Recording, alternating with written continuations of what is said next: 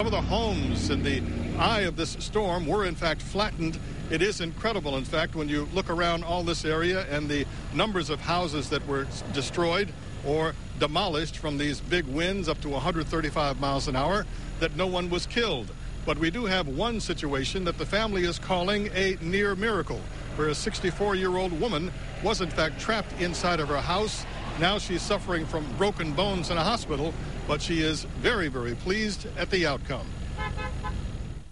It was really a show place. Every time I drove by myself, I thought, wow, that's really a nice place. And to be reduced to this, it's really a shock.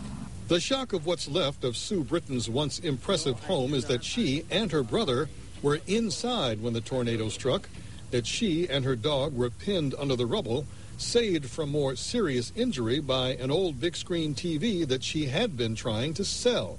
She was actually under the tallest part of the wreckage there. She was on the bottom on the cement where the garage used to be. She was in there for 5.5 hours. 67-year-old Don Clay is also Sue's brother.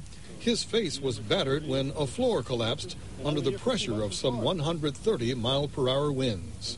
She wound up over there under the back of the garage, and when the floor fell out from under me, the next thing I knew, I was walking around the driveway trying to get oriented and find out where she was. Then a few seconds later, she said, "Don, I'm okay. Get help." And I said, "Well, help is coming." Just down the road, another family's home was demolished by the twister. They, too, escaped a very close call. Actually, as soon as we ran out and looked up and said, "Thank God we're alive." My roof's laying behind the house, behind it. Our building is demolished and vehicles are demolished. Everything's gone. So that is what left of Sue's house at this point. She is still in the hospital in Toledo, we are told.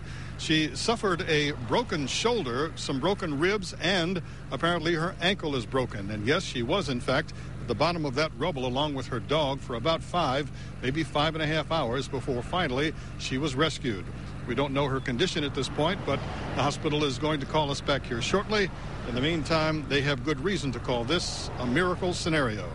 Reporting live from Dundee, Bill Proctor, Channel 7 Action News. Yeah, you're right about that, Bill. A lot of lucky people thanking their blessings.